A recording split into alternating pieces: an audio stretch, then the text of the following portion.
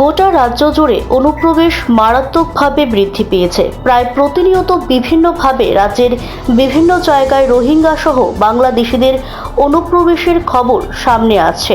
এবার তেলিয়ামুড়া মহকুমার মুঙ্গিয়াকামী থানার অন্তর্গত 41 মাইল এলাকাতে স্থানীয় পুলিশের হাতে নাকা চেকিংয়ের সময় দুজন রোহিঙ্গা নাগরিক আটক হয়। এর মধ্যে একজন মহিলা। মুঙ্গিয়াকামীর পুলিশ নাকা পয়েন্টে রুটিন চেকিং করছিল। তখন তেলিয়ামুড়ার দিক থেকে একটি টমটমে করে 3 জন লোক আসছিলেন। পুলিশ দেখে একজন টমটম থেকে নেমে দৌড়ে পালিয়ে যায়, যদিও বাকিদেরকে পুলিশ আটক করে নেয়। পরবর্তী সময়ে পুলিশ আটককৃতদের তল্লাশি করে তাদের কাছ থেকে যে আই কার্ড উদ্ধার করে সেই মূলে পুলিশ নিশ্চিত হয় যে তারা রোহিঙ্গা। টমটম চালক পঙ্কজ দাসকেও পুলিশ আটক করে প্রয়োজনীয় জিজ্ঞাসাবাদ করছে।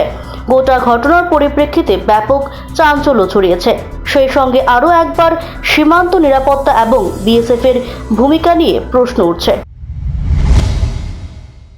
আজকে আমরা মুঙ্গিয়াকামী থানার স্টাফরা যখন নাকাবিকি করছিল, আনুমানিক রাত্রে 9টার সময় একটা টমটম গাড়ি আসছিল তেলিয়ামুড়া থেকে আমবাসা যাচ্ছিল।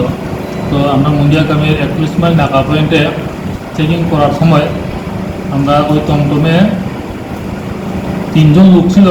তো একজন লোক আমরা পুলিশকে দেখেই সে ওইখান থেকে সে পালিয়ে গেছে। তো বাকি যে 2 জন ছিল, আমরা ওনাকে জিজ্ঞাসা করার পরে ওনার আইডি কার্ড দেখার পরে আমরা জানতে পারি যে ওনারা রোহিঙ্গা।